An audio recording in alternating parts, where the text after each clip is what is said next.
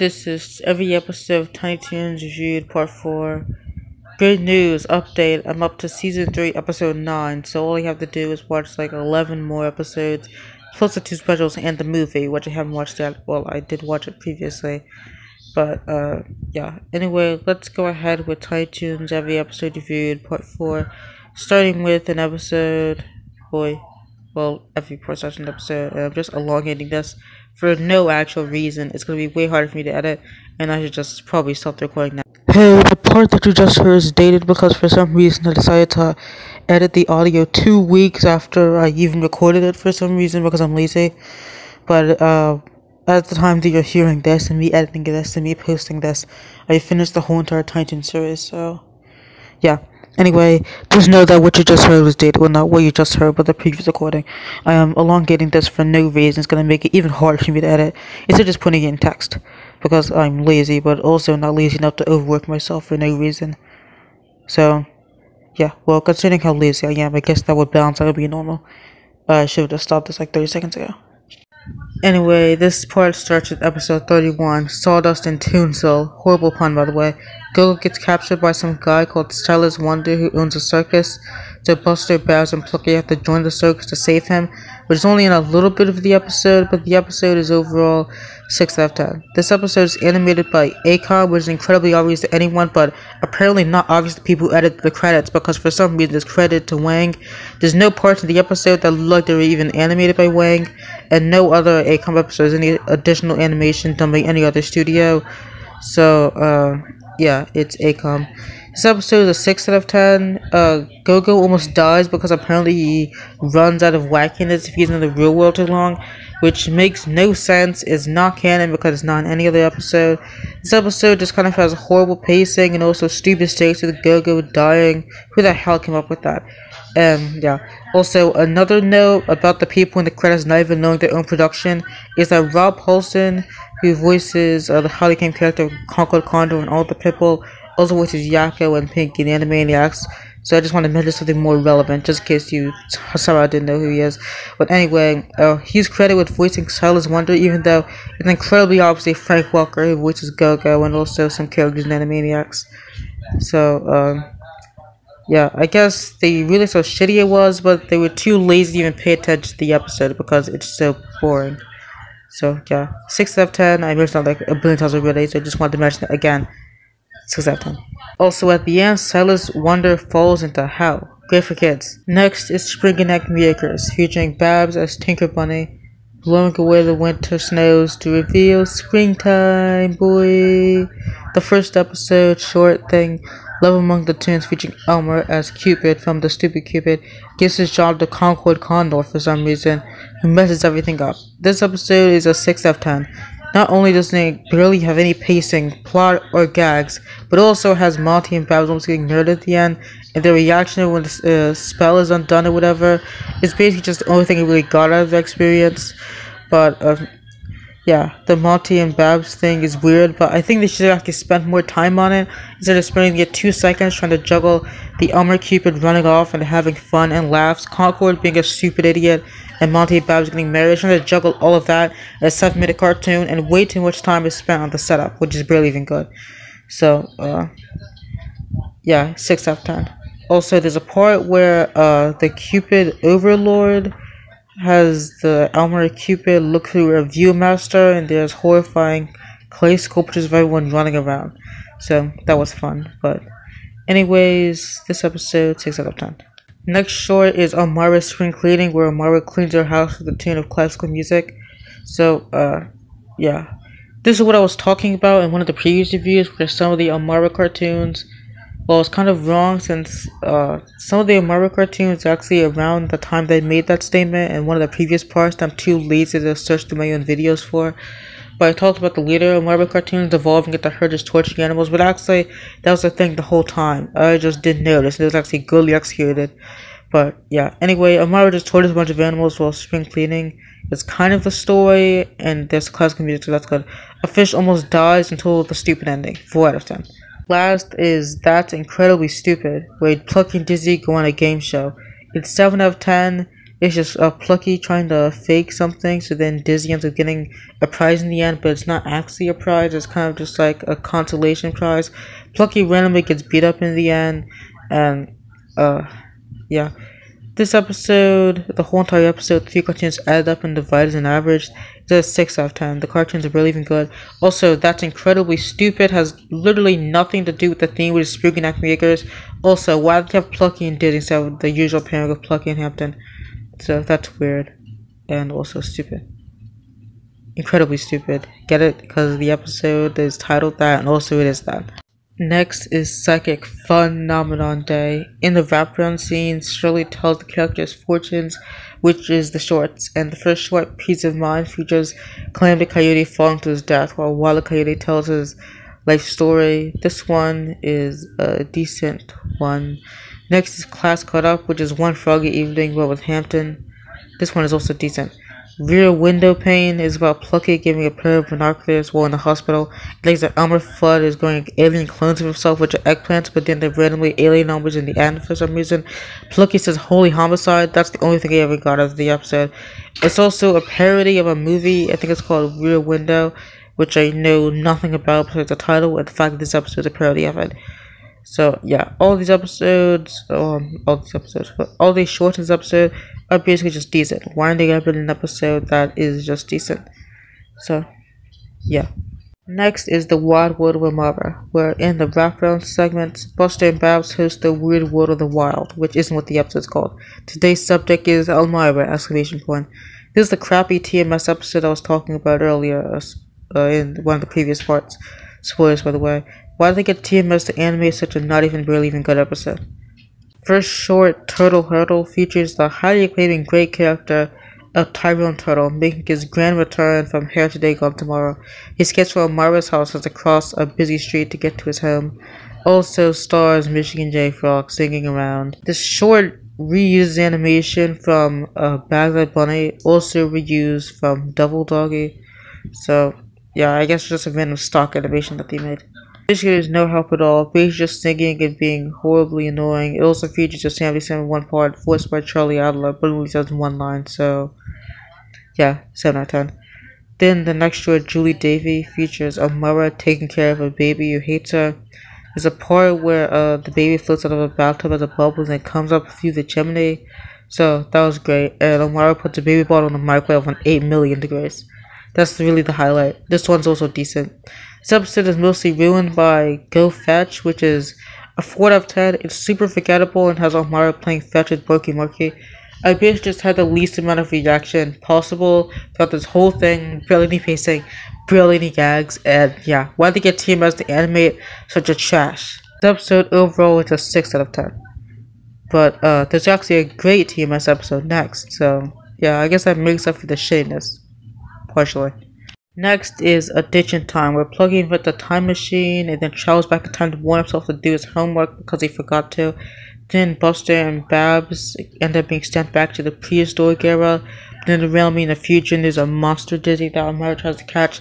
It's a whole entire great thing. This episode is animated by TMS and is actually good. It is 9 out of 10. This episode features Foghorn as a dinosaur. So that's incredibly amazing. So yeah. Seeing as how this episode has them traveling to the past and the present and the future, they still need to do the full extent of ideas that they could have, since there's a part where Plucky ends up becoming the king and leader of the prehistoric versions of all the characters and things.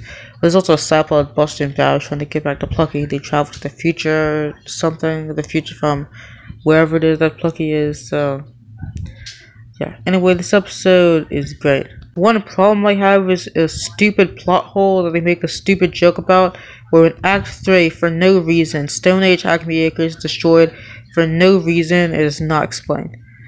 So yeah, Buster makes a stupid joke about it not being destroyed before the commercial break, which is not the exact dialogue, but it basically is. So why would they even have that in the first place? If they're gonna have something stupid like that, they didn't even have to write that. They could have just had it being destroyed by the time machine blast or something else having destroyed it. What would they write in? Why would they write in a plot hole? That's stupid. Also, this episode is called Twice Upon a Time. Also, the title is less good. Episode 9 out of 10. Besides the idiotic plot hole, which they wrote in. and made a stupid joke about it, even though it didn't have to be there. Next episode is Animaniacs, with an exclamation point. No lead to the Animaniacs series, where Plucky has to complete his student film on the day of the Annual University Student Film Showcase Animation Festival thing. This episode is 9 of 10. It's half focused on Plucky trying to complete his film, but also half focused on the students showing their films, but what makes it different from other episodes with horrible pacing is that it's actually has something to do with the main narrative and is also actually entertaining. I think there's only a couple of, I think there's like one like full length 22-minute episode so far that actually has some sort of major pacing problems, which is Rock and Roar and A Quack and the Quarks, both of them being 6 out of 10, but Rock and Roar was actually funny and A Quack and the Quarks is more horrible and boring. But I forgot what I was talking about. This episode is incredibly amazing and also Plucky's hilarious short film at the end, plus banter between Bugs and Daffy and Porky hosting the event. So anyway, this episode was an 8 out of 10 originally, but then I saw the amazing scene of Bugs eating Playduck, and at that exact moment, I knew that this episode needed to be at least a 9 out of 10. So, that's it. Next episode is Career Opera Toon with plus sound effect. Buster introduces each show in this episode, saying that it's Get a Job Day in Tiny Toons, which doesn't sound very entertaining. The first short, Buster's Guide to Part-Time Jobs, is I think the first in a trilogy of Buster's Guide 2 episodes, which are always great. Babs tries to use Buster's tips in surviving a first part-time job. It doesn't go as expected. 9 out of 10 classic. Next is Working Pig, where Hampton needs to sell something to Amara for some reason in order to have a promotion to selling vacuum cleaners. Amara is being super horrible towards her in their slapstick comedy and antics. It's not as horrible and annoying as you would think. This episode, 8 out of 10. And then lastly is Falling to Pizzas, where Calamity Coyote tries to get a pizza from Little Beeper. Roadrunners are extremely vain and can't resist looking at themselves in the mirror according to this episode. This episode of this short is 9 out of 10. Even though Calamity Coyote does kind of get a horrible ending where he eats a spicy pizza and then his head explodes, probably. I completely forgot if that even happens. Just a random thing I made up out of nowhere. Anyways, overall the episode, the whole 3 shorts divided and added up and multiplied and subtracted and whatnot, is 9 out of 10. Rounded to the nearest whatever. Next episode after a string of episodes that are good. Whoops. This episode is Strange Tales of Weird Science, where after escaping Amara, Buster and Babs introduced the various segments as mad scientists dressed in lab coats. This is the 3rd episode ever produced. It is animated by the horrendous Gulp Encore Cartoons. Concord Cartoons. Why would I say that? Concord Cartoons just had literally the worst animation out of literally any of the animation studios. Only worked in the first season, only for 3 episodes, and I'm very glad because the animation is horrible, and luckily none of the other 2 Uncle Cartoons episodes that they were hard to do are nearly as horrible as this. So, yeah. First choice, Sentimental Pig. Hampton accidentally spills a chemical on him that was intended to make dog food palatable. The other characters, including Plucky, attempt to eat him, but it doesn't really go all out in them being crazy and wacky. Probably restricted because of the awful animation. Pit Bully, horrible title by the way. Furball is conditioned by Sweetie to not eat birds, but seeks out dogs instead, which leads to the incredibly amazing, not annoying at all, Arnold the Pitbull. 4 out of 10, Acme Pitbull hot sauce is the highlight. Next, Duck in the Muck, featuring Plucky as a toxic adventure in his 3rd appearance, but also 1st appearance at the same time in production order, attempts to keep Montana from disposing of toxic sludge in this pond. This episode is nearly as great, probably brought down by the horrible animation. Overall, the whole episode is 6 out of 10. The opening Amara scene was deleted from the Lunar Beginning, but isn't one of those deleted scenes I was talking about in part 1 that was deleted off syndication. It wasn't even actually used in the episode. So, it was deleted from the Lunar Beginning and is used here with some redubbed audio. So yeah, it's incredibly obviously different animation studio. We're trying to trick you into thinking the animation and the episode is going to be actually decent. But whoops, they hit you with some 7 arts ass, Hanna-Barbera 70s ass, garbage ass animation. Trash. This episode is horrible. Bye. So, next we get one of the rare 2 11-minute episodes. Well, one of them is 7 minutes, and the other one is 14 minutes. But, yeah. Anyway, in the wraparound sequences, Buster and Babs and Calamity take a fantastic voyage into Plucky Duck's head and mind. This episode is incredibly amazing Kennedy Cartoons episode. The first short, That's All Folks, features the origin story of Bat Duck. It's incredibly amazing, 10 out of 10, great of a classic, highly recommended. My favorite episode of the season. Spoilers for an eventual season-making retrospective review that I might do if I decide to actually do it. Next is Wild Takes class, which is an incredibly amazing 9 out of 10 classic, where Plucky demonstrates some of Daffy's advanced wild takes and ends up stuck as a giant eyeball. Super horrifying imagery, but is great. Also features Pee Puma at one point, which is always a treat. This episode overall was a 10 out of 10, and yeah. Finally, for this part is another Kennedy Cartoons episode, but not a classic. The Acme Bowl, where Buster becomes a new quarterback for Acme University football team, which sucks and has a secret playbook to go along with it. But before a big football game versus the rival school Perfecta Prep, Pluggy steals a playbook in order to get into Perfecta Prep and soon regrets his decision. Also, Little Sneezer thinks of Plucky as his hero. This episode is only 7 out of 10. Also, there's a 20th episode produced and the first episode produced that features Perfecta Prep. And if I'm being the most honest, even though no one cares, there's no point in me actually saying this, but Roger Grant has a different design in this episode, which I actually prefer, instead of the other design. So yeah. Also, Perfecto Prep I think only appears in other ACOM animated episodes, I think. That's just me thinking on the top of my head. So yeah. This episode's only a 7 out of 10. It kind of has horrible pacing. So yeah. I like the third act with the football game, even though it's kind of slow. It features the amazing Perfecto Prep song with the best lyrics imaginable. And yeah, this episode is overall 7 out of 10. It's kind of boring with bad pacing. So, yeah. There's some alternate animation and foreign airings. So, that's kind of interesting. The ending is horribly out of sync on every copy I can find. It's horribly out of sync with some random sound effects, probably not edited. So I'm going to assume that whatever version that I was watching is the original, then the added sound effects to the retake, but then the sound effect audio for the retake is the version that they used for whatever version it was that was watching it on the DUD and other versions. That's what I'm going to assume happened, because there's no way they would just add sound effects when nothing is even correlating. So, yeah. Or maybe the version I'm watching is the retake, but the original audio of the original version is still there, which I find less likely. So yeah, anyway, the episode overall 7 out of 10. Join me for the next part where things happen. Join me next time where some fairy tales are adapted for the hip and woke of the times of the 90s. Dizzy becomes British and has Riz. Well, he always did the whole time. But then we become British and less Riz. Also, the worst episode in the whole entire series. And spoilers, it's Whale's Tales. Literally everyone agrees with me. Well, it's not the lowest rated episode on IMDb. That's Best of Buster Day. The last time I watched it was a few months ago. I thought it was decent. But it's 6.5 out of 10 on IMDb.